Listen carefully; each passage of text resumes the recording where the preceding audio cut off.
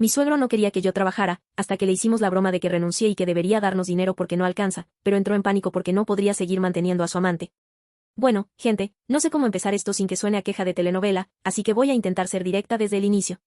Me llamo Valentina, tengo 35 años, llevo 10 viviendo en pareja con mi esposo Rodrigo, y 6 de esos 10 ya casados.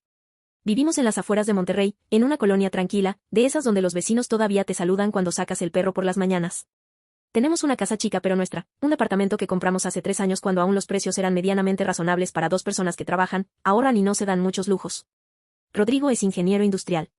Trabaja en una empresa mediana que hace piezas para la industria automotriz. No es millonario, pero es consistente, responsable y genuinamente buena persona. Ya sé que eso suena a algo que diría cualquier esposa al principio de la historia antes de revelar que en realidad es un monstruo, pero no. Rodrigo sigue siendo buena persona. El problema en esta historia no es mi esposo. El problema tiene nombre, apellido, y una costumbre de opinar de cosas que no le preguntan. Yo trabajo, o trabajaba, en administración de proyectos para una empresa de logística. Básicamente coordino, o coordinaba, equipos y procesos para que los envíos llegaran a tiempo y los clientes no llamaran a gritar. Es un trabajo que me gusta, que soy buena haciendo y que, dicho sea de paso, me paga lo suficiente para que mi sueldo cubra aproximadamente el 45% de los gastos del hogar. No es un dato menor. Ya van a ver por qué. Mis papás son maestros jubilados. Los dos. Mi mamá enseñó primaria durante 32 años, mi papá secundaria durante 28. Son del tipo de personas que cuando ven a alguien trabajando fuerte, lo primero que dicen es, que bueno, hay que echarle ganas. No tienen un hueso machista en el cuerpo, y crecí en una casa donde nadie me dijo jamás que había cosas que yo no podía hacer por ser mujer. Eso, como van a ver, me creó un cierto choque cultural cuando entré a la familia de Rodrigo. La familia de Rodrigo.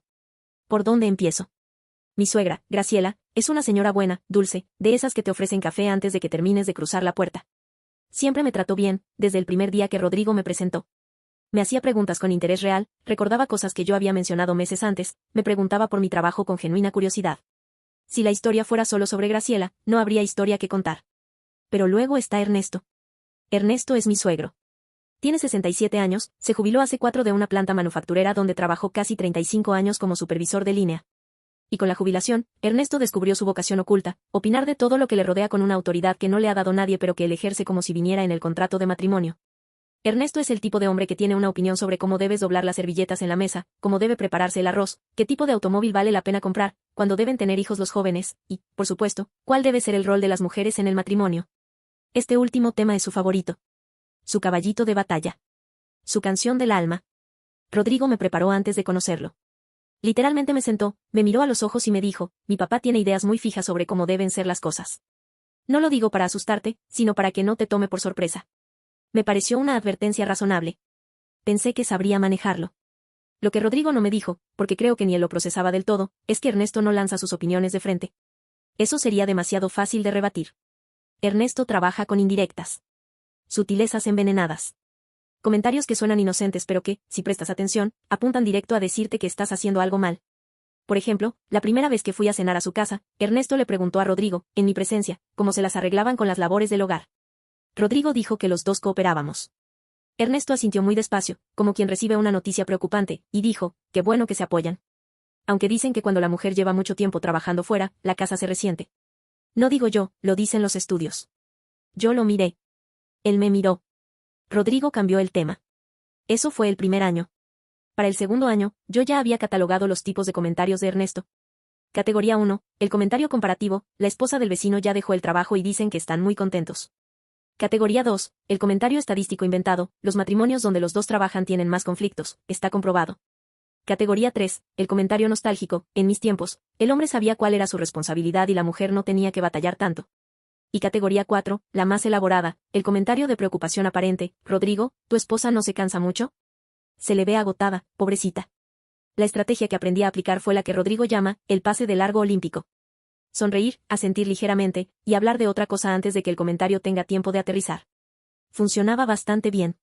Y así, en paz armada, pasamos los primeros 3 años de matrimonio.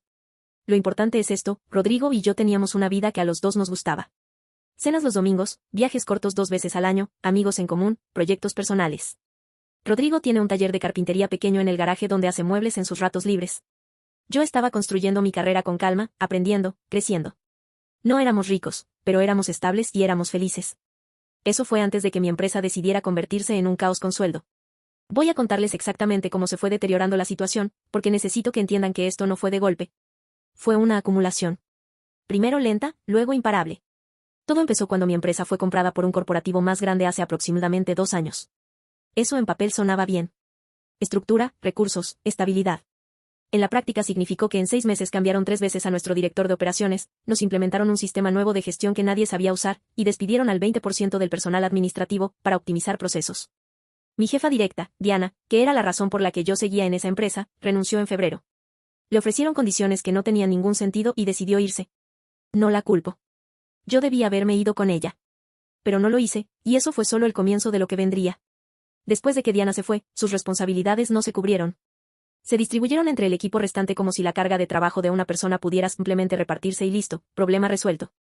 A mí me cayeron 3 proyectos adicionales, una coordinación de proveedor que nunca había manejado, y la responsabilidad de reportar directamente al director nuevo, quien llevaba literalmente 40 días en el puesto y no entendía bien cómo funcionaba el área.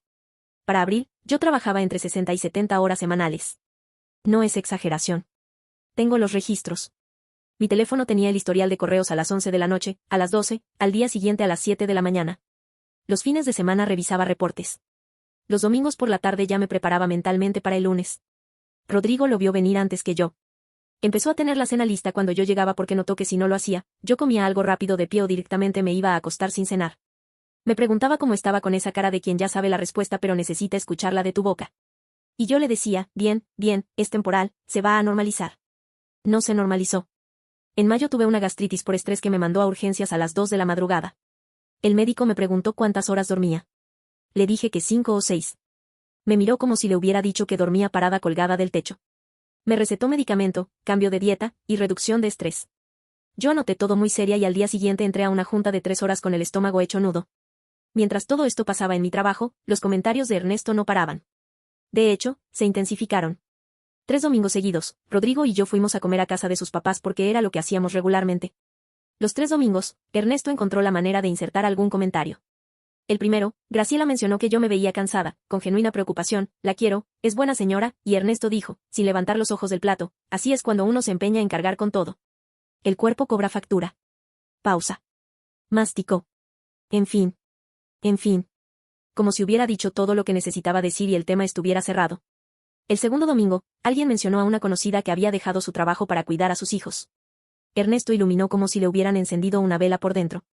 Eso es lo que hace una mujer que tiene prioridades claras, dijo, y me miró de reojo exactamente 1 segundo.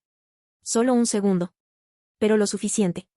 El tercer domingo, Rodrigo le contó a sus papás que habíamos cancelado un viaje que teníamos planeado porque yo no podía tomar los días.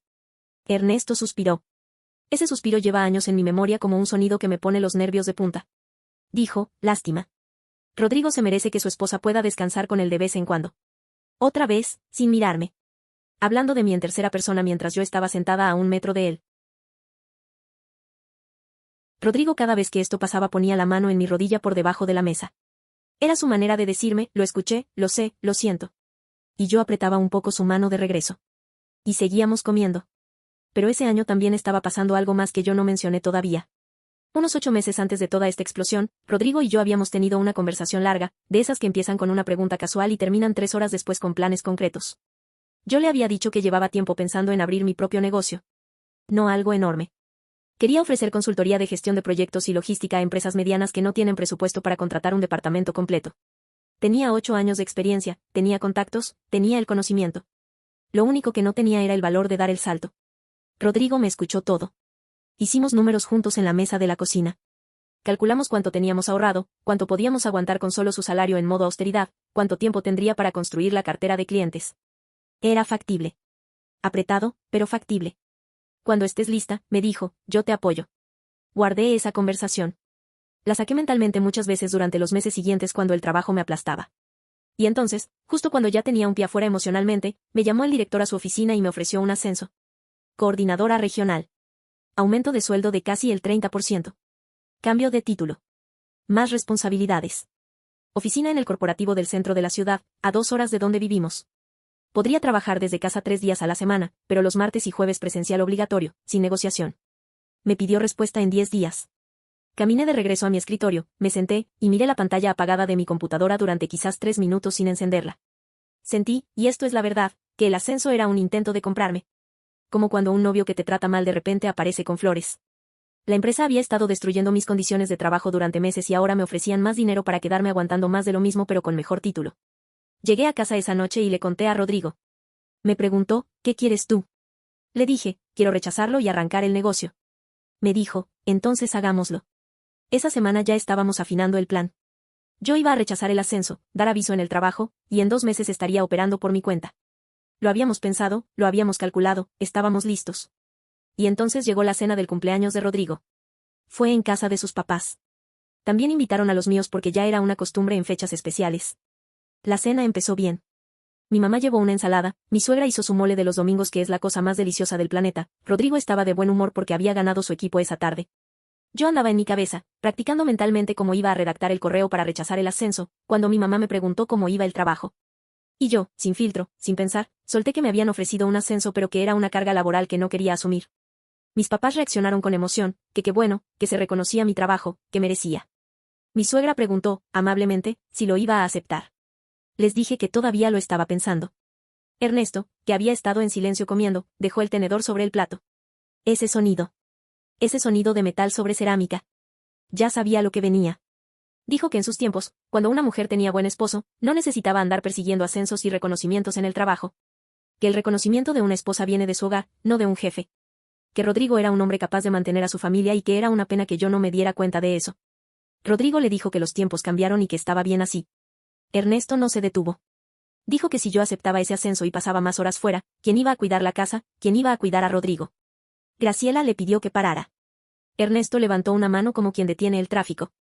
Agregó que las mujeres que priorizan la carrera sobre el matrimonio terminan solas. Que eso era un hecho, no una opinión. Que él había visto muchos casos. Rodrigo se paró de la mesa y le dijo a su papá que cerrara el tema. Ernesto, ya completamente encendido, dijo que si alguien le hubiera dicho esas cosas a Rodrigo antes de que nos casáramos, quizás él habría tomado mejores decisiones. Silencio total en la mesa. Mis papás intercambiaron una mirada. Graciela empezó a recoger platos aunque nadie había terminado de cenar. Rodrigo estaba parado con la mandíbula apretada mirando a su padre. Y yo me quedé quieta porque si abría la boca en ese momento iba a decir cosas de las que no me iba a arrepentir pero que iban a complicar la noche de manera irreversible. Nos fuimos poco después. En la puerta, mi mamá me abrazó fuerte y me dijo al oído que lo ignorara. Mi papá le estrechó la mano a Rodrigo con esa seriedad de los hombres que no dicen mucho pero comunican bastante. En el coche, Rodrigo condujo en silencio los primeros 5 minutos. Luego dijo, lo siento. Le dije que no era su culpa. Y era verdad. Pero también era verdad que algo de lo que Ernesto dijo, no la parte machista, sino la parte sobre el desgaste, me había aterrizando de golpe algo que yo ya sabía pero que necesitaba escuchar en voz alta para que fuera real. Yo estaba quemada. Yo no quería ese ascenso. Yo quería salir. Ya lo sabía. Pero esa noche se convirtió en el último empujón que necesitaba para hacerlo de verdad. Era sábado. 10 de la mañana. Rodrigo y yo estábamos desayunando en la cocina, yo con mi café, él con su jugo, y los dos con esa energía tranquila de los sábados donde no hay agenda urgente. No recuerdo quién dijo el primer pedazo de la idea. Creo que fue Rodrigo el que empezó. Dijo, en tono casual, como si fuera una observación sin importancia, ¿sabes qué sería gracioso? Y me contó. La broma era simple en estructura pero perversa en su lógica interna, que es exactamente la razón por la que era perfecta. Rodrigo le llamaría a su papá. Le diría que yo había renunciado al trabajo. Que habíamos hablado largo, que yo había reflexionado sobre lo que él dijo en la cena, y que había decidido que tenía razón. Que iba a dejar mi carrera para ser una esposa de tiempo completo.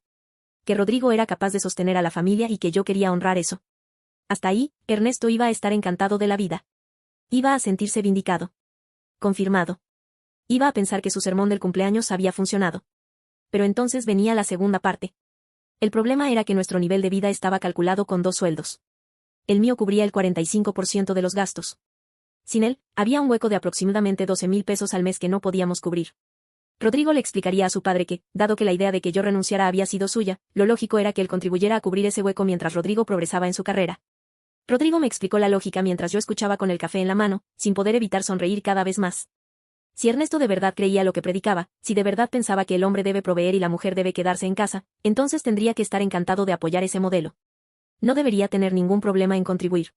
Si, en cambio, el dinero lo ponía nervioso, si buscaba excusas para no soltar un peso, eso revelaría exactamente lo que sospechábamos, que Ernesto no creía en sus propios principios.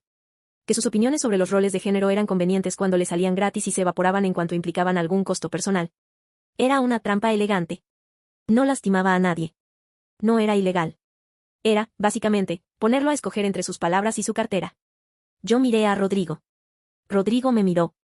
Solté el café en la mesa. Le dije, hagámoslo. Lo que yo sentí en ese momento fue algo difícil de describir con exactitud. Era una mezcla de adrenalina, de justicia anticipada, y de algo que se parece mucho a la satisfacción de ver que el universo, por una vez, iba a cobrar factura de forma divertida. Pero también, y esto lo digo en serio porque quiero ser justa con la historia completa, había algo más. Había la certeza de que Rodrigo y yo estábamos del mismo lado. Que frente a lo que su papá había dicho esa noche en la cena, frente al, si alguien le hubiera dicho esas cosas antes de que se casaran, Rodrigo había elegido pararse y decirle que se callara. Y ahora estábamos planeando juntos algo que, con humor y sin violencia, iba a evidenciar la hipocresía de ese hombre. Eso me importaba más que la broma en sí.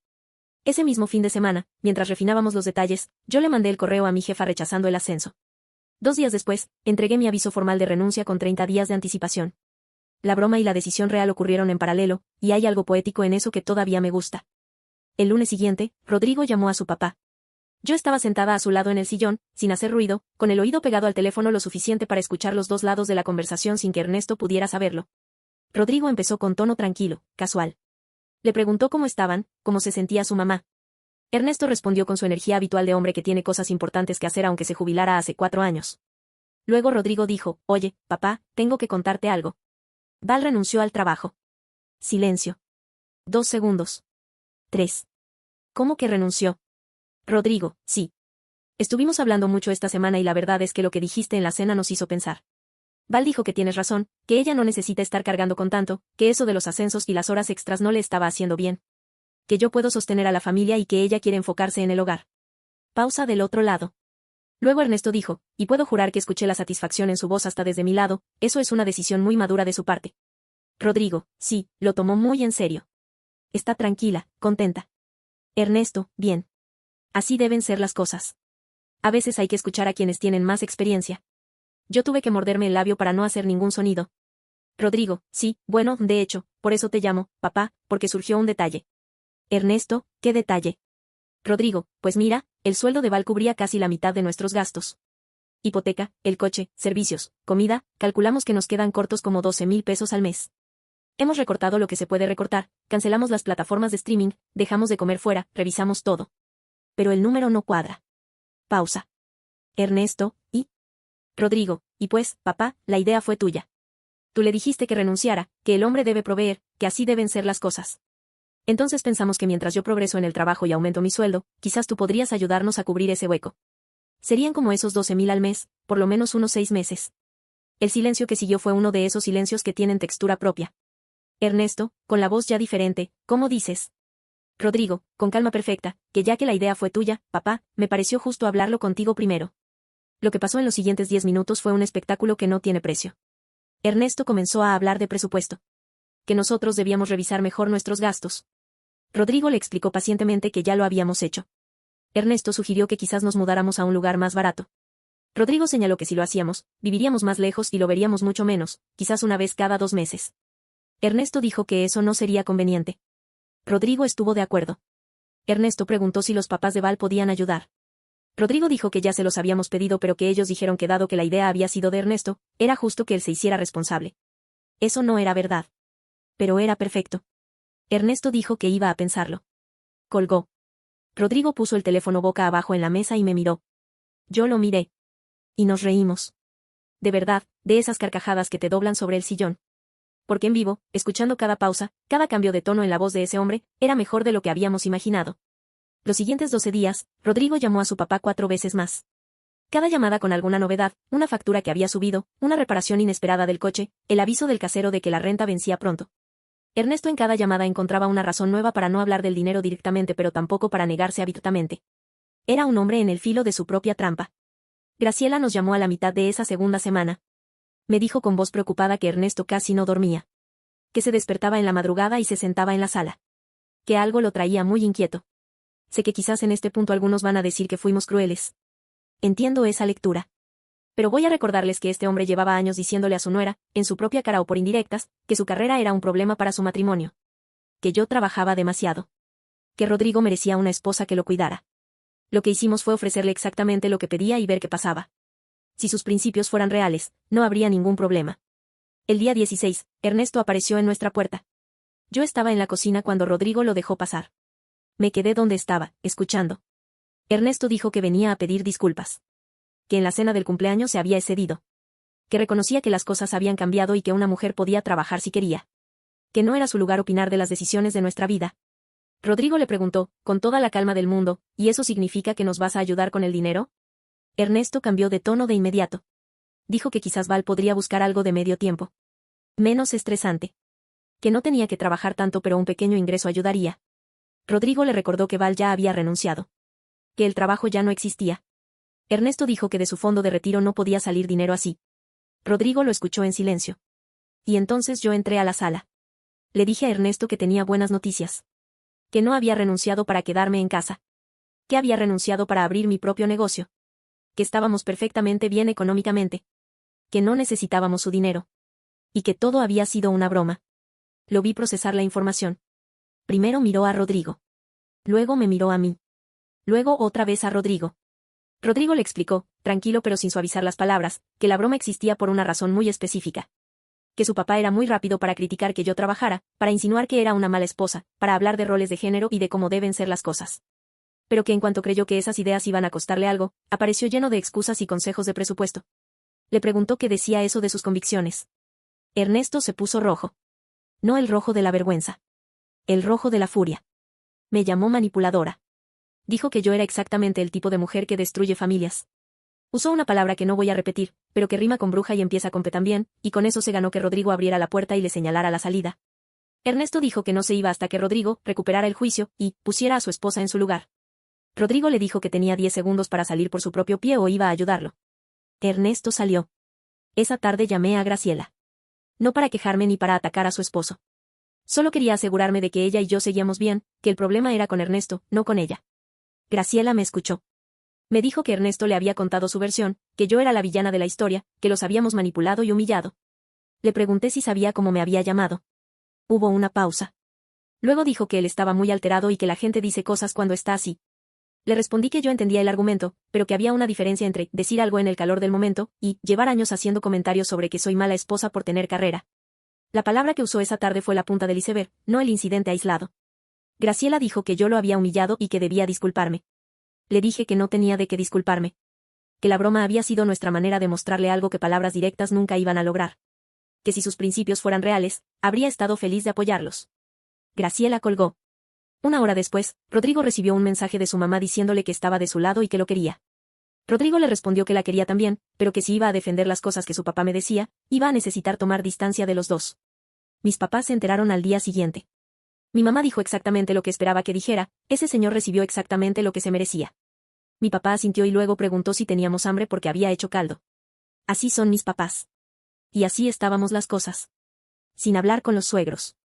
Yo con mi negocio recién arrancado, Rodrigo con su trabajo, los dos construyendo algo que ningún comentario a la hora de la cena nos iba a quitar. ¿Extrañaba a mis suegros? A Graciela, sí. A Ernesto, honestamente no, y eso ya dice algo. Rodrigo recibió una llamada de alguien que en toda la historia no había aparecido, la hermana menor de Ernesto. Se llama Patricia, tiene 62 años, vive en Guadalajara y, según Rodrigo, la ve quizás 2 veces al año en reuniones familiares grandes. No son cercanos. Rodrigo la describió como, mi tía que siempre está en las fotos pero con quien casi no he hablado. Patricia llamó en un martes por la tarde. Rodrigo contestó con extrañeza. Ella fue directa, le dijo que sabía lo que había pasado porque Graciela le había contado, que no llamaba para tomar partido ni para regañar a nadie, sino porque tenía información que creía que Rodrigo debía conocer. El lunes siguiente, Rodrigo llamó a su papá. Yo estaba sentada a su lado en el sillón, sin hacer ruido, con el oído pegado al teléfono lo suficiente para escuchar los dos lados de la conversación sin que Ernesto pudiera saberlo. Rodrigo empezó con tono tranquilo, casual. Le preguntó cómo estaban, cómo se sentía su mamá. Ernesto respondió con su energía habitual de hombre que tiene cosas importantes que hacer aunque se jubilara hace 4 años. Luego Rodrigo dijo, oye, papá, tengo que contarte algo. Val renunció al trabajo. Silencio. 2 segundos. 3. ¿Cómo que renunció? Rodrigo, sí. Estuvimos hablando mucho esta semana y la verdad es que lo que dijiste en la cena nos hizo pensar. Val dijo que tienes razón, que ella no necesita estar cargando con tanto, que eso de los ascensos y las horas extras no le estaba haciendo bien. Que yo puedo sostener a la familia y que ella quiere enfocarse en el hogar. Pausa del otro lado. Luego Ernesto dijo, y puedo jurar que escuché la satisfacción en su voz hasta desde mi lado, eso es una decisión muy madura de su parte. Rodrigo, sí, lo tomó muy en serio. Está tranquila, contenta. Ernesto, bien. Así deben ser las cosas. A veces hay que escuchar a quienes tienen más experiencia. Yo tuve que morderme el labio para no hacer ningún sonido. Rodrigo, sí, bueno, de hecho, por eso te llamo, papá, porque surgió un detalle. Ernesto, ¿qué detalle? Rodrigo, pues mira, el sueldo de Val cubría casi la mitad de nuestros gastos. Hipoteca, el coche, servicios, comida, calculamos que nos quedan cortos como 12,000 pesos al mes. Hemos recortado lo que se puede recortar, cancelamos las plataformas de streaming, dejamos de comer fuera, revisamos todo. Pero el número no cuadra. Pausa. Ernesto, ¿y?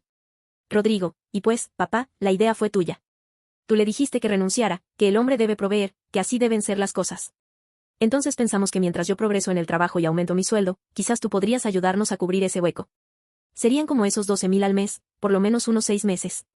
El silencio que siguió fue uno de esos silencios que tienen textura propia. Ernesto, con la voz ya diferente, ¿cómo dices? Rodrigo, con calma perfecta, que ya que la idea fue tuya, papá, me pareció justo hablarlo contigo primero. Lo que pasó en los siguientes 10 minutos fue un espectáculo que no tiene precio. Ernesto comenzó a hablar de presupuesto. Que nosotros debíamos revisar mejor nuestros gastos. Rodrigo le explicó pacientemente que ya lo habíamos hecho. Ernesto sugirió que quizás nos mudáramos a un lugar más barato. Rodrigo señaló que si lo hacíamos, viviríamos más lejos y lo veríamos mucho menos, quizás una vez cada 2 meses. Ernesto dijo que eso no sería conveniente. Rodrigo estuvo de acuerdo. Ernesto preguntó si los papás de Val podían ayudar. Rodrigo dijo que ya se los habíamos pedido pero que ellos dijeron que dado que la idea había sido de Ernesto, era justo que él se hiciera responsable. Eso no era verdad. Pero era perfecto. Ernesto dijo que iba a pensarlo. Colgó. Rodrigo puso el teléfono boca abajo en la mesa y me miró. Yo lo miré. Y nos reímos. De verdad, de esas carcajadas que te doblan sobre el sillón. Porque en vivo, escuchando cada pausa, cada cambio de tono en la voz de ese hombre, era mejor de lo que habíamos imaginado. Los siguientes 12 días, Rodrigo llamó a su papá 4 veces más. Cada llamada con alguna novedad, una factura que había subido, una reparación inesperada del coche, el aviso del casero de que la renta vencía pronto. Ernesto en cada llamada encontraba una razón nueva para no hablar del dinero directamente pero tampoco para negarse abiertamente. Era un hombre en el filo de su propia trampa. Graciela nos llamó a la mitad de esa segunda semana. Me dijo con voz preocupada que Ernesto casi no dormía. Que se despertaba en la madrugada y se sentaba en la sala. Que algo lo traía muy inquieto. Sé que quizás en este punto algunos van a decir que fuimos crueles. Entiendo esa lectura. Pero voy a recordarles que este hombre llevaba años diciéndole a su nuera, en su propia cara o por indirectas, que su carrera era un problema para su matrimonio. Que yo trabajaba demasiado. Que Rodrigo merecía una esposa que lo cuidara. Lo que hicimos fue ofrecerle exactamente lo que pedía y ver qué pasaba. Si sus principios fueran reales, no habría ningún problema. El día 16, Ernesto apareció en nuestra puerta. Yo estaba en la cocina cuando Rodrigo lo dejó pasar. Me quedé donde estaba, escuchando. Ernesto dijo que venía a pedir disculpas. Que en la cena del cumpleaños se había excedido. Que reconocía que las cosas habían cambiado y que una mujer podía trabajar si quería. Que no era su lugar opinar de las decisiones de nuestra vida. Rodrigo le preguntó, con toda la calma del mundo, ¿y eso significa que nos vas a ayudar con el dinero? Ernesto cambió de tono de inmediato. Dijo que quizás Val podría buscar algo de medio tiempo. Menos estresante. Que no tenía que trabajar tanto pero un pequeño ingreso ayudaría. Rodrigo le recordó que Val ya había renunciado. Que el trabajo ya no existía. Ernesto dijo que de su fondo de retiro no podía salir dinero así. Rodrigo lo escuchó en silencio. Y entonces yo entré a la sala. Le dije a Ernesto que tenía buenas noticias. Que no había renunciado para quedarme en casa. Que había renunciado para abrir mi propio negocio. Que estábamos perfectamente bien económicamente. Que no necesitábamos su dinero. Y que todo había sido una broma. Lo vi procesar la información. Primero miró a Rodrigo. Luego me miró a mí. Luego otra vez a Rodrigo. Rodrigo le explicó, tranquilo pero sin suavizar las palabras, que la broma existía por una razón muy específica. Que su papá era muy rápido para criticar que yo trabajara, para insinuar que era una mala esposa, para hablar de roles de género y de cómo deben ser las cosas. Pero que en cuanto creyó que esas ideas iban a costarle algo, apareció lleno de excusas y consejos de presupuesto. Le preguntó qué decía eso de sus convicciones. Ernesto se puso rojo. No el rojo de la vergüenza. El rojo de la furia. Me llamó manipuladora. Dijo que yo era exactamente el tipo de mujer que destruye familias. Usó una palabra que no voy a repetir, pero que rima con bruja y empieza con P también, y con eso se ganó que Rodrigo abriera la puerta y le señalara la salida. Ernesto dijo que no se iba hasta que Rodrigo recuperara el juicio y pusiera a su esposa en su lugar. Rodrigo le dijo que tenía 10 segundos para salir por su propio pie o iba a ayudarlo. Ernesto salió. Esa tarde llamé a Graciela. No para quejarme ni para atacar a su esposo. Solo quería asegurarme de que ella y yo seguíamos bien, que el problema era con Ernesto, no con ella. Graciela me escuchó. Me dijo que Ernesto le había contado su versión, que yo era la villana de la historia, que los habíamos manipulado y humillado. Le pregunté si sabía cómo me había llamado. Hubo una pausa. Luego dijo que él estaba muy alterado y que la gente dice cosas cuando está así. Le respondí que yo entendía el argumento, pero que había una diferencia entre decir algo en el calor del momento y llevar años haciendo comentarios sobre que soy mala esposa por tener carrera. La palabra que usó esa tarde fue la punta del iceberg, no el incidente aislado. Graciela dijo que yo lo había humillado y que debía disculparme. Le dije que no tenía de qué disculparme. Que la broma había sido nuestra manera de mostrarle algo que palabras directas nunca iban a lograr. Que si sus principios fueran reales, habría estado feliz de apoyarlos. Graciela colgó. Una hora después, Rodrigo recibió un mensaje de su mamá diciéndole que estaba de su lado y que lo quería. Rodrigo le respondió que la quería también, pero que si iba a defender las cosas que su papá me decía, iba a necesitar tomar distancia de los dos. Mis papás se enteraron al día siguiente. Mi mamá dijo exactamente lo que esperaba que dijera, ese señor recibió exactamente lo que se merecía. Mi papá asintió y luego preguntó si teníamos hambre porque había hecho caldo. Así son mis papás. Y así estábamos las cosas. Sin hablar con los suegros. Yo con mi negocio recién arrancado, Rodrigo con su trabajo, los dos construyendo algo que ningún comentario a la hora de la cena nos iba a quitar. ¿Extrañaba a mis suegros? A Graciela, sí. A Ernesto, honestamente no, y eso ya dice algo. Rodrigo recibió una llamada de alguien que en toda la historia no había aparecido, la hermana menor de Ernesto. Se llama Patricia, tiene 62 años, vive en Guadalajara y, según Rodrigo, la ve quizás 2 veces al año en reuniones familiares grandes. No son cercanos. Rodrigo la describió como, mi tía que siempre está en las fotos pero con quien casi no he hablado. Patricia llamó en un martes por la tarde. Rodrigo contestó con extrañeza. Ella fue directa, le dijo que sabía lo que había pasado porque Graciela le había contado, que no llamaba para tomar partido ni para regañar a nadie, sino porque tenía información que creía que Rodrigo debía conocer. Rodrigo desconfió. Me lo dijo después, su primera reacción fue pensar que era otra extensión del equipo de Ernesto, alguien más enviado a pedirle que se diera. Pero Patricia lo dijo muy claro, ella y Ernesto no tenían una relación buena desde hacía años. Que había cosas que sabía sobre él y que, dada la situación, ya no veía razón para guardar. Quedaron en verse en persona, en un café a medio camino entre Monterrey y Guadalajara, el fin de semana siguiente. Yo no fui. Rodrigo fue solo. Me llamó al salir y me dijo, Val, necesitamos hablar esta noche. Hay cosas que te van a sorprender. Ya sé, ya sé. Sé lo que están pensando. Yo también lo pensé. Les digo lo que Rodrigo me contó esa noche, sentados en la cocina con la cena enfriándose porque ninguno de los dos tenía hambre. Patricia le contó que Ernesto, en los últimos años desde que se jubiló, había cambiado de manera notoria. Que siempre fue controlador y con ideas fijas, eso no era novedad. Pero que desde que dejó el trabajo, esas características se habían intensificado de una manera que la familia cercana notaba pero nadie nombraba abiertamente. Luego le dijo algo concreto. Ernesto tenía una relación con una mujer. Una conocida de hace muchos años, de cuando trabajaba en la planta. Se llamaba, digamos, Mónica. Patricia la había conocido en una reunión familiar de hace 3 años a donde Ernesto la llevó bajo el pretexto de que era una amiga vieja que andaba de paso por la ciudad. Pero Patricia notó algo. El lenguaje corporal. La manera en que Ernesto la miraba. La manera en que Mónica hacía comentarios que implicaban un conocimiento de la vida de Ernesto que una amiga ocasional no tendría. Patricia no le dijo nada en ese momento. Pero guardó la información. Meses después, estando en casa de sus padres, Patricia encontró en el teléfono de su mamá, que es la mamá de Ernesto, ya fallecida, que Ernesto le había pedido prestado dinero para un asunto personal, sin dar detalles. La mamá era de las que guardaba todos los mensajes. El monto era de 20,000 pesos. Patricia confrontó a Ernesto discretamente. Él lo negó todo. Dijo que el dinero era para una deuda de trabajo de hace años que no tenía nada que ver con lo que ella insinuaba. Patricia no lo creyó. Pero tampoco tenía prueba directa, y en ese momento no quiso armar conflicto. La razón por la que decidió contarle esto a Rodrigo ahora era sencilla, con lo que había pasado recientemente, con Ernesto haciéndole cenas a su nuera, insultándola, y ahora amenazando con cortar relaciones si la familia no le obedecía. Patricia pensó que Rodrigo tenía derecho a saber el contexto completo. Que Ernesto sermoneaba sobre moral y tradición mientras tenía sus propios secretos bien guardados. Rodrigo llegó a casa callado. Esa clase de silencio que no es enojo, es procesamiento. Le pregunté qué sentía. Me dijo, creo que no me sorprende tanto como debería. Y yo entendí eso. Porque cuando alguien lleva años predicando con tanto ruido sobre cómo deben ser los demás, a veces esa intensidad es una pantalla. Una manera de señalar hacia afuera para que nadie mire hacia adentro. Debí haberlo visto venir. Y creo que en algún lugar muy en el fondo, lo había sospechado. Pero lo que vendría en las siguientes semanas haría que la historia de Patricia pareciera el prólogo de algo mucho más grande. Lo que pasó en las últimas semanas confirmó esas sospechas. Y además añadió una capa que ninguno de nosotros esperaba. Todo empezó por el lado menos esperado, el banco. Rodrigo tiene un amigo de la prepa, Jorge, que trabaja en servicios financieros. No en el banco de Ernesto, aclaremos eso, sino en una institución diferente. Pero Jorge conoce gente en varios bancos y a veces, en conversaciones de amigos, cierta información circula de maneras que técnicamente no deberían pero que en la práctica pasan. Jorge le dijo a Rodrigo, con toda la delicadeza del mundo, que había escuchado algo relacionado con movimientos de cuenta de alguien con el apellido de mi suegro.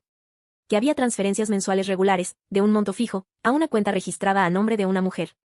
Rodrigo no respondió de inmediato. Me lo contó a mí primero. Los dos nos quedamos mirando. Lo que hicimos a continuación fue algo que yo quiero justificar antes de que nadie me lo cuestione: no hackeamos nada, no sobornamos a nadie, no accedimos a ninguna información de manera ilegal. Lo que hicimos fue hablar con Patricia, que ya tenía sospechas propias, y pedirle que, si tenía alguna manera de confirmar lo que Jorge nos había dicho sin romper ninguna regla, lo hiciera. Patricia tiene una red de conocidos amplia después de décadas viviendo en una ciudad grande. No sé exactamente cómo lo hizo. Lo que sé es que 2 semanas después nos llamó con información.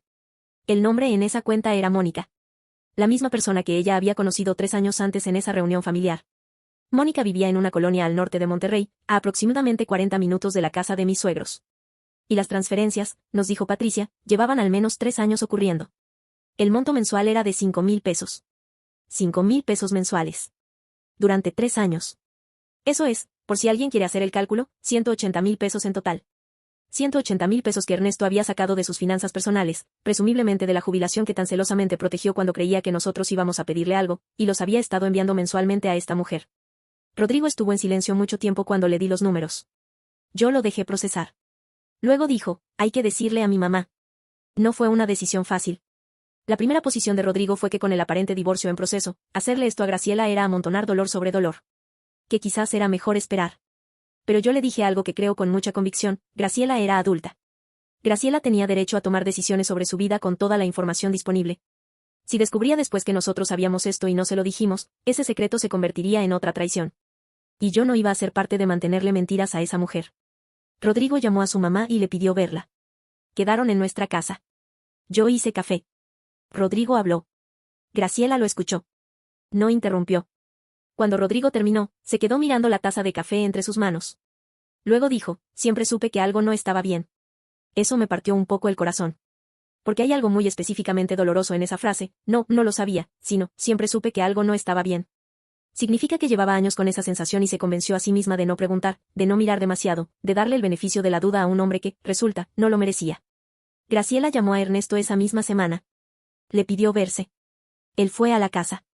Según lo que Graciela nos contó después, él no negó a Mónica esta vez. No pudo, porque Graciela llegó con el nombre completo, la dirección, y los años de transferencias. Lo que sí hizo fue minimizar. Dijo que Mónica era una amiga con dificultades económicas y que él simplemente la ayudaba. Que no era nada romántico. Que Graciela estaba interpretando mal. Graciela le preguntó si entonces estaría bien que ella llamara a Mónica para confirmarlo. Ernesto no respondió a eso. Graciela lo echó de la casa y le dijo que hablarían por abogados. 2 días después, Ernesto llamó a Rodrigo. Rodrigo no contestó. Ernesto dejó un mensaje de voz que yo escuché de reojo mientras Rodrigo lo reproducía. El tono era el de alguien que no sabe si quiere amenazar o suplicar y termina mezclando los dos de manera que no logra ninguno de los dos efectos. Dijo que Rodrigo no debería haberse metido en su matrimonio. Que era un cobarde. Que cuando yo le fallara, como fallan todas las mujeres eventualmente, iba a necesitar a su padre y para entonces ya no lo iba a tener. Rodrigo borró el mensaje. Yo lo miré. Me dijo, ¿sabes qué?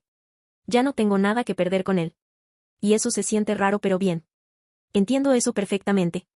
Cuando llevas mucho tiempo cargando con la esperanza de que alguien cambie, de que reconozca que se equivocó, de que llegue el momento en que esa relación sea lo que debería ser, y finalmente sueltas esa esperanza, la pérdida duele pero la libertad que viene con ella es real. Ernesto perdió a su esposa. Perdió a su hijo. Perdió, aunque aún no lo sabe completamente, cualquier posibilidad de ser parte de la vida que Rodrigo y yo estamos construyendo.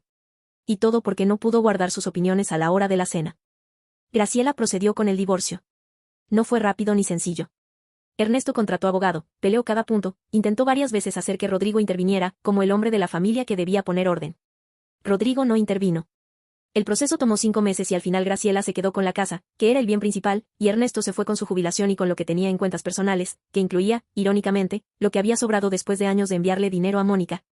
Graciela vendió la casa. Era grande para una sola persona y cara de mantener. La vendió bien y con eso compró un departamento más pequeño en una colonia céntrica, cerca de nosotros. Ese cambio, lo que nos contó, fue como quitarse un peso que no había sabido que cargaba. El departamento es suyo. Solo suyo. sin nadie que opine cómo debe tenerlo, cuándo debe barrerlo, o qué decisiones debe tomar. La empezamos a ver mucho más. Cenas entre semana, salidas el fin de semana, cosas pequeñas cotidianas que construyen una relación real. Graciela y yo encontramos, en medio de todo esto, algo parecido a una amistad. Cocinamos juntas a veces. Me pregunta por el negocio con genuino interés. Yo le pregunto por sus clases de pintura, que empezó hace 3 meses y que, según ella, son lo mejor que ha pasado en años. Mi negocio va bien. Mejor de lo que esperaba para el primer año. Tengo 6 clientes estables, 2 de los cuales llegaron por recomendación directa de los primeros.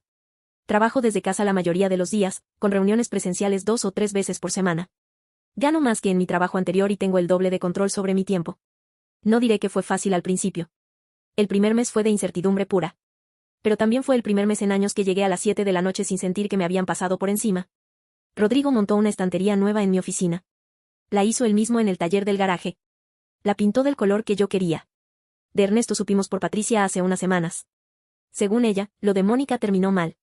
Parece que Ernesto, ya sin Graciela y sin la casa, esperaba que Mónica ocupara un lugar más formal en su vida. Mónica, según la versión que llegó a Patricia, tenía una opinión diferente sobre eso. El detalle específico, que me pareció poéticamente justo, es que Ernesto descubrió que Mónica tenía a alguien más. No sé si era novio, no sé si era una relación seria o casual. Lo que sí sé es que a Ernesto le cayó exactamente como le caería, como una traición imperdonable. Patricia dijo, con la sequedad de alguien que lleva décadas conociendo a su hermano, que Ernesto empezó a llamar a familiares para pedir dinero prestado. A un primo le pidió 15,000 pesos, para un asunto urgente. Al primo le dijo que era para una reparación de coche. Al primo le dijo que lo devolvería en 2 meses. El primo aún espera. A Patricia misma le llamó. Le pidió 30,000 pesos. Le dijo que tenía un proyecto que lo iba a sacar adelante. Patricia le preguntó qué proyecto. Ernesto dio detalles vagos. Patricia le dijo que no. Ernesto le llamó a Rodrigo una vez más. Rodrigo esta vez sí contestó, porque pensó que quizás había algo urgente, una emergencia médica, algo que requiriera respuesta. No era emergencia. Era exactamente lo que suena, Ernesto necesitaba dinero. Le dijo a Rodrigo que las cosas no habían ido bien, que el divorcio le había dejado menos de lo que esperaba, que tenía compromisos financieros. Rodrigo le preguntó si estaba hablando de Mónica. Ernesto no respondió directamente pero tampoco lo negó. Rodrigo le dijo que no podía ayudarlo. Ernesto dijo que era un mal hijo. Que lo estaba abandonando cuando lo necesitaba. Que si hubiera tenido un hijo que se casara con la mujer adecuada, esto no estaría pasando. Rodrigo le respondió, con una calma que yo no habría podido mantener, papá, cada decisión que tomaste te trajo aquí. Ese es tu trabajo para hacer, no el mío. Y colgó. Me contó esa conversación esa noche. Yo lo escuché. Cuando terminó, lo pregunté cómo estaba. Me dijo que estaba bien. Que estaba triste, que sería mentira decir que no, porque el padre que uno quiere tener y el padre que tiene son a veces personas muy distintas, y ese duelo es real. Pero que también estaba seguro de que había hecho lo correcto. Que no podía construir una relación sana con alguien que solo usaba la relación cuando le convenía. Le dije que lo entendía. Me dijo que lo sabía. Y así estamos. No sé si Ernesto va a recapacitar algún día. Rodrigo dice que se cansó de esperar. Yo le creo y lo apoyo. Lo que sí sé es esto, ese hombre pasó décadas diciéndome, directa o indirectamente, que una mujer como yo era un problema. Que yo trabajar era una señal de algo mal en mi matrimonio. Que Rodrigo merecía algo distinto. Mientras tanto, él mismo estaba manteniendo otra relación. Enviando dinero cada mes. Guardando secretos. Predicando moral en la mesa de la cena y viviendo exactamente lo contrario cuando nadie miraba. La ironía no es que lo descubrimos. La ironía es que él mismo se encargó de destruir todo lo que tenía por no poder soltar ni el control ni las apariencias. Rodrigo y yo estamos bien. Graciela está bien. Mi negocio está bien. Y si hay algo que aprendí de todo esto, es que las personas que gritan más fuerte sobre cómo deben vivir los demás generalmente están gritando para tapar el sonido de sus propias decisiones.